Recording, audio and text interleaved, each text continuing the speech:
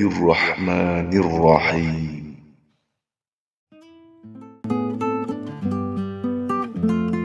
Hari Raya Idul Fitri bagi masyarakat Muslim Indonesia merupakan sesuatu hal yang sangat berarti.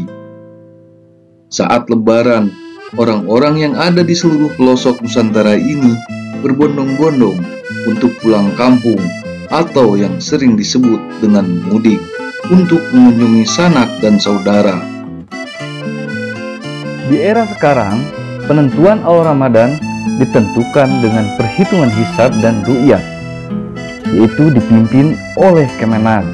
Beda hanya penentuan Ramadan di masa penjajahan Belanda. Kala itu, pihak yang menentukan awal Ramadan adalah HUF penghulu setiap daerah. Para HUF penghulu ini kemudian berkoordinasi dan membentuk tim yang bernama PPDP, yaitu Perhimpunan Penghulu dan Pegawainya, dengan pengurus besar HUF Bestur. Hasil pengamatan dan sidang PPDP kala itu juga dipertegas dalam berita yang dimuat dalam koran Berita Nahdlatul Ulama, edisi tanggal 1 bulan November tahun 1937. Kala itu, PPDP menentukan awal Ramadan 1356 Hijriah. Selain penetapan melalui mekanisme tersebut, ternyata awal Ramadan juga disambut masyarakat dengan bunyi-bunyian yang sangat keras, seperti meriam, petasan, hingga mercon.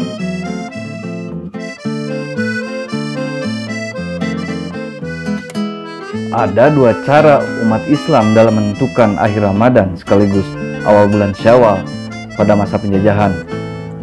Hal itu diungkapkan oleh Snouckogrone, penasehat urusan bahasa-bahasa Timur dan hukum Islam di Hindia Belanda pada tahun 1897. Snouk dalam nasihat-nasihatnya kepada pemerintah kolonial mengungkapkan bahwa yang pertama yaitu selain berdasarkan perhitungan penanggalan, penentuan juga didasarkan pada penglihatan panca indera terhadap bulan baru atau hilal. Menurut orang-orang Muhammadan atau Muhammadiyah umat Islam yang agak terpelajar di Nusantara, metode ini berlaku sebagai satu-satunya cara yang paling benar. Lalu Snouk mengungkapkan cara kedua adalah dengan menggunakan metode hisab murni. Nah, cara ini menerapkan perhitungan yang berjalan menurut metode-metode yang terdapat dalam setiap almanak pemerintah Hindia Belanda. Menurut uraian Dr. A.B. Cohen Stuart, penerjemah bahasa Jawa dan Kawi. Tugas menentukan satu Syawal di masa penjajahan sendiri dilakukan oleh penghulu melalui sidang penentuan Hari Raya Islam.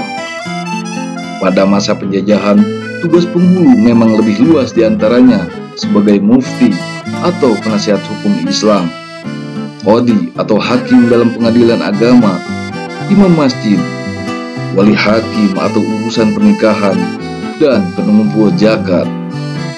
Dalam penentuan satu Syawal, jika penghulu menggunakan metode panca indera atau ru'yah, kemudian akan mendapat bantuan dari beberapa orang terpercaya yang bertugas yaitu untuk memantau penampakan hilal Ramadan pada hari ke-29. Proses itu dilakukan di sebuah tempat yang lapang dan lebih tinggi daripada daerah-daerah sekitarnya. Nantinya para saksi akan mencatat setiap aktivitas pemantauannya kepada penghulu. Dalam hal ini, jika saksi berhasil melihat hilal, maka penghulu meneruskan informasi itu kepada pemerintah kolonial agar menetapkan satu Syawal jatuh keesokan harinya. Jika sudah sah, maka puasa pun akan berlangsung selama 29 hari. Namun bila saksi tak sanggup melihat hilal, maka puasa akan genap selama 30 hari.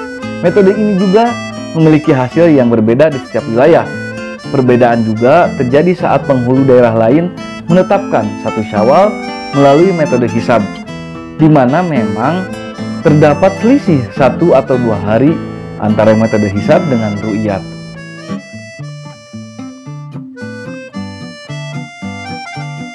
Serupa dengan datangnya awal bulan Ramadan di masa penjajahan yang ditandai dengan bunyi-bunyian keras seperti petasan hingga mercon.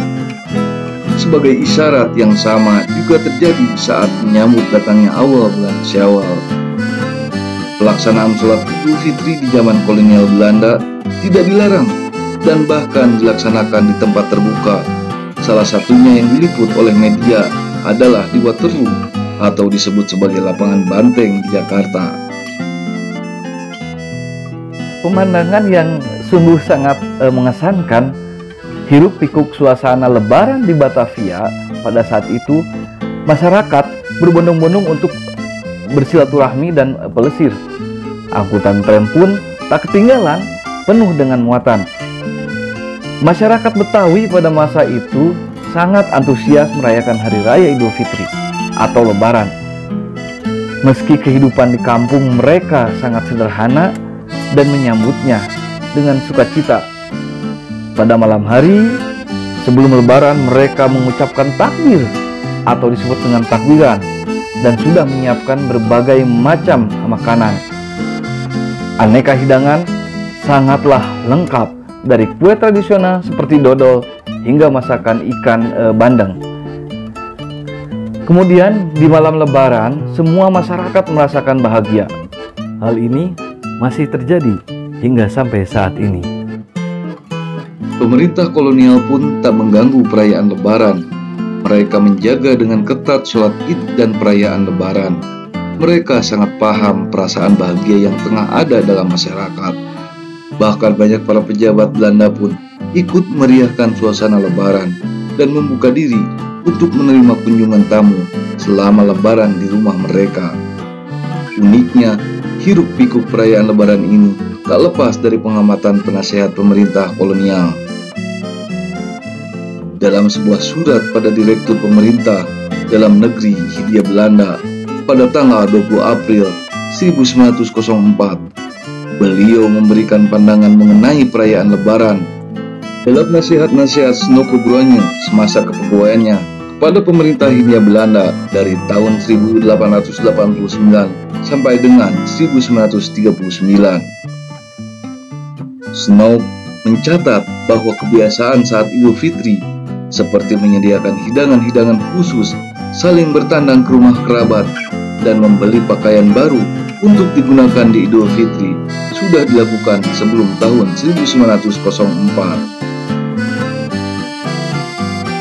Menurut Snow, bahkan juga kebanyakan orang Jawa yang sama sekali tidak berpuasa ikut pula merayakan pesta ini dengan tidak kurang gembiranya daripada orang-orang yang benar-benar melaksanakan ibadah puasa.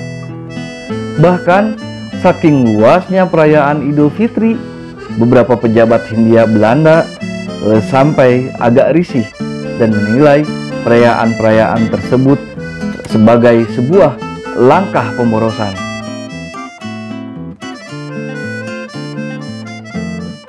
Sekalipun sedang dijajah Belanda, Idul Fitri tetap disambut meriah masyarakat.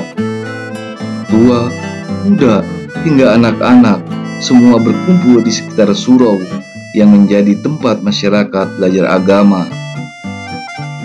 Beduk yang ditabuh semalam suntuk dan bunyi-bunyian petasan yang ramai di semua wilayah kampung oleh masyarakat pada masa itu membuat suasana semakin meriah. Taqabbalallahu minna wa minkum. Taqabbalallahu ya karim. Kami keluarga besar Story mengucapkan selamat Hari Raya Idul Fitri 1444 Hijriah. Minal aidin wal faidin. Mohon maaf lahir dan batin. Wassalamualaikum warahmatullahi wabarakatuh.